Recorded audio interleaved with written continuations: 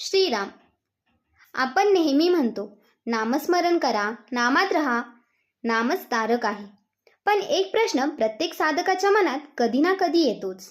नाम घेतो, पण नामात प्रेम कधी बसणार? नामाचा तो दृढ भाव कसा येणार? हे प्रेम, ही ओढ, ही चैतन्यता ती कुठून येते? नामात प्रेम नामानेच येते. दुसरं कोणतं साधन, ज्ञान, मंत्र, पूजा, यज्ञ काहीही त्याचं स्थान घेऊ शकत नाही. पण त्यासाठी प्रेम वेगळ्या ठिकाणी कमी होणं गरजेचं आहे. आपण विषयांवर, माणसांवर, वस्तूंवर इतकं प्रेम करतो की परमात्म्यावर ठेवण्यासाठी काहीच उरत नाही.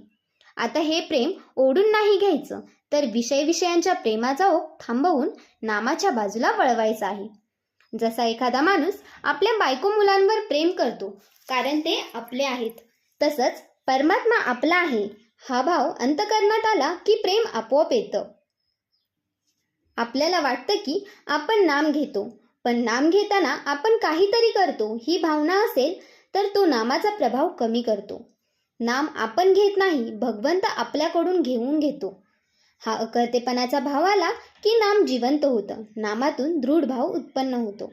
जसं वैद्याचं औषध आपण कुणाकडेही घेतो, पण गुण वैद्याच्या विद्वतेचा असतो. तसंच आपल्याला वाटतं की माझ्या कृतीनं साधना झाली, पण प्रत्यक्षात साधनेतलं फलित हे भगवंताच्या कृपेचं असतं. मग कधी हे नाम नशा करायला लागतं, तेवढं दृढ भाव निर्माण होतो की नामा वाचून क्षणही घालवायचा वाटत नाही. हे नाव फक्त उच्चारणाचं नसतं, ते स्मरणाचं, मनाचं, भावनेचं आणि संपूर्ण आत्म्याचं होतं.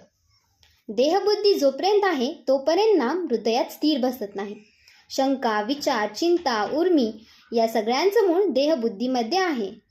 परमेश्वर आपला जीवलग आहे. तो आपल्या प्रत्येक श्वासात, प्रत्येक क्षणात आपल्या हिताचाच विचार करतो आहे. हे मनाशी ठाम ठेवलं की काळजीला जागा उरत नाही. भगवंत आपल्या जवळ आहे या भावनेनं आपण जसं बालक होतो, निर्भय होतो, तसंच मन स्थिर होतं. त्यामुळे कोणत्या गाडीत कोण भेटेल याकडे लक्ष न देता आपण आपल्या गावी जाणारी गाडी पकडली का याकडे लक्ष ठेवा. ही गाडी म्हणजेच नाम आणि आपलं गंतव्य म्हणजे भगवंत. मधल्या स्टेशनवर काय घडलं, कोण भेटलं याकडे फार लक्ष नका देऊ. नाम घेत राहा, कारण हे नाम तुम्हाला थेट तुमच्या गावी पोहोचवेल, परमेश्वराच्या चरणी.